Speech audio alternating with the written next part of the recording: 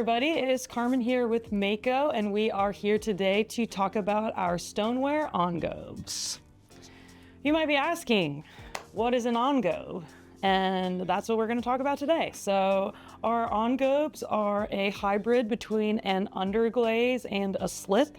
These are utilized to apply to bisque pieces or greenware to change the look of your clay body. So essentially you can get a dark brown, you can get a red, you can get a speckled clay, even if you're using a white clay body or any other clay. So it's really, really nice for studios that have one clay body and don't want to bring in other ones for very understandable reasons. It's a lot of cross-contamination can happen in the studio. Different clay bodies react differently with glazes. These issues are eliminated by utilizing our stoneware Engobes. So these products are going to be great for changing the clay body without having any of those other issues that can occur. As you can see here we have some of our new glazes showcased on top of all the Engobes that we manufacture. So here we have our Opal Lustre, and this is our Microcerulean. So this is what Opal Lustre looks like by itself. And here we have the white Engobe, speckled buff Engobe, brick red Engobe, dark brown Engobe, and the black Engobe.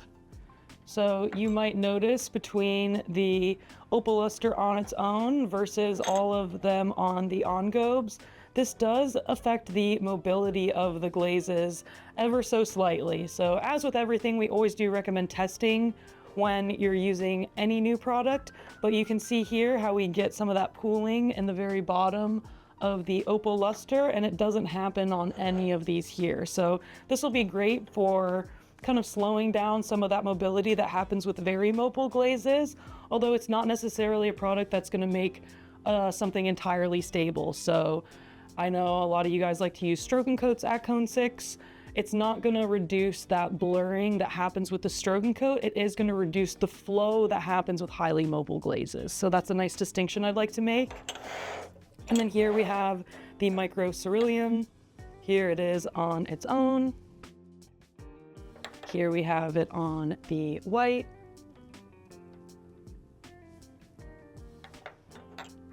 The speckled buff.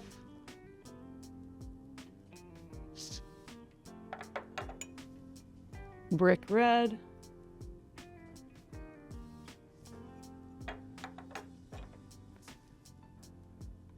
Dark brown, and black. So you can see how these Engobes do influence the glaze color that's on top of it, but you don't have those typical surface issues that you might come across when you're using, say, a black clay body. So that's one reason why these are really, really nice, because you can count on that consistent glaze result while creating a little bit more depth and variation with the glazes that you're using. In addition to not needing to worry about the glazed surface of the different clay bodies, you also don't need to worry about the bloating that really often happens when you're using darker clays at Cone 6 too. So that's going to be a really nice way to get a variety of glaze results while still using that tried and true clay body that you might be used to using in your studio. So here we have all of the colors on a red clay. You can see how nicely these all cover. On all the Engobes, we do recommend using 2 coats, making sure you're brushing it out really well. We don't want any pooling in the surface.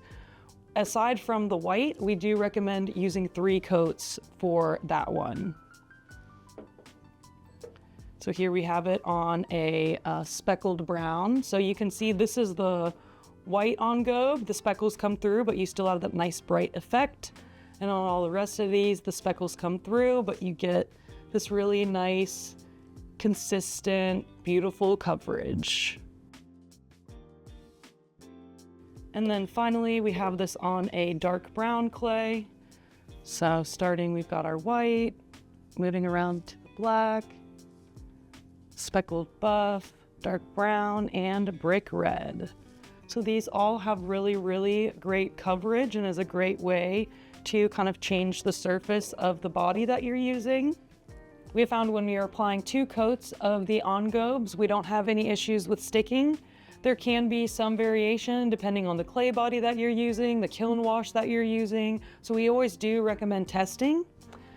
If you are putting it on an area of a piece that you're worried about sticking, we always do just lean on the air of caution and have a thinner application in those areas. It is more likely to stick if you have a thicker application.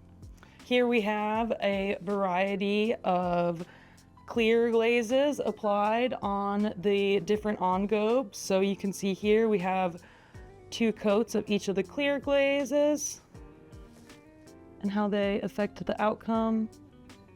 So as to be expected, the matte clears are a little bit hazy on the darker ones. Both of the glossy clears look great, don't have any crazing or anything, which is really nice. Here we have it on the black. Again, this nice smooth surface. So here's zinc-free clear, crackle matte clear, stoneware clear, and our regular matte clear. So you can see the clear's kind of fumed a little bit on this one here, which actually looks kind of cool. Here we have the speckled buff.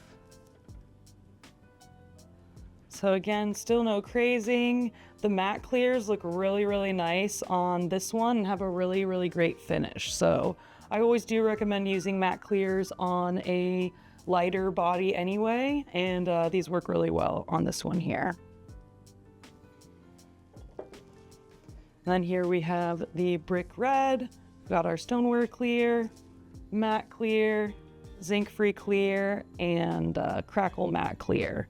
So this one here, the matte clears do look a little bit cloudy, but they have a really, really nice finish here too.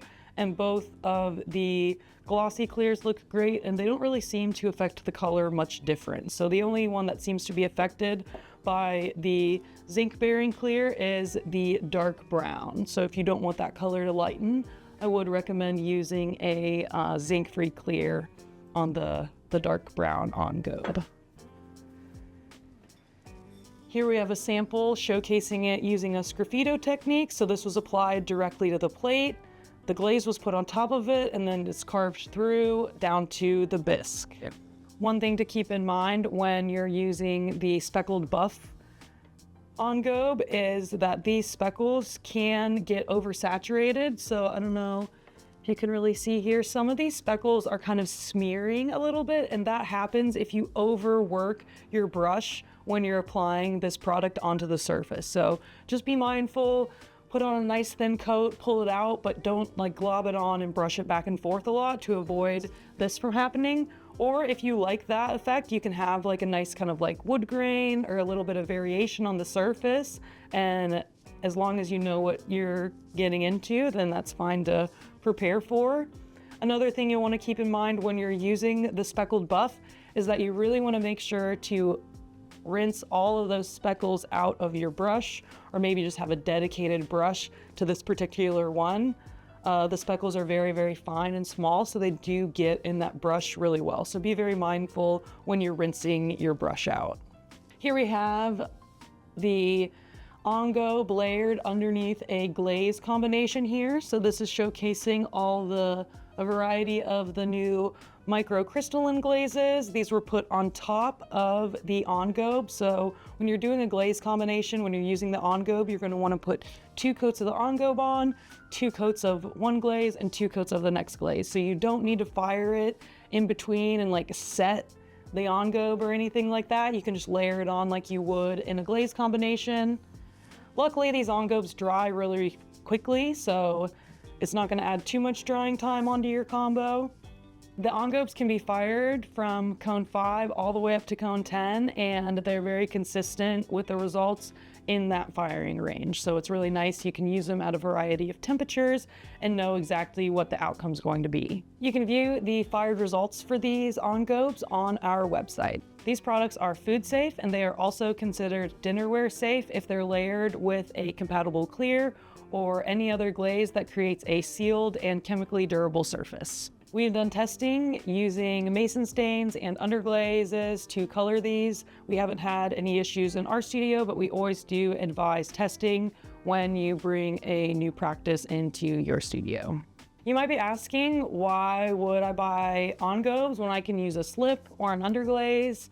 And my answer to you would be that these products are a hybrid between the two, essentially. So you can apply it to greenware, you can apply it to bisqueware. These colors are going to be different than different underglaze colors you can use. I haven't found a lot of brown underglazes that work really consistently at a variety of temperatures. A lot of the time, browns get a little bit of volatile, they're gonna flux. There's a speckled buff one that's available. There's no speckled underglazes. And then also it's just gonna be really nice to have these in the studio. You can have one clay body one day, a different clay body the next day, a different clay body the next day, and so on. So it's really nice to be able to bring a little bit of variety for both you and your customers. If you think of any other questions regarding these products, feel free to drop it in the comments and we'll get back to you, or I'd be happy to answer them if you contact our technical, aka me. So please email technical@makocolors.com and I'd be happy to work with you. Thanks so much for tuning in today, and as always, make it Mako.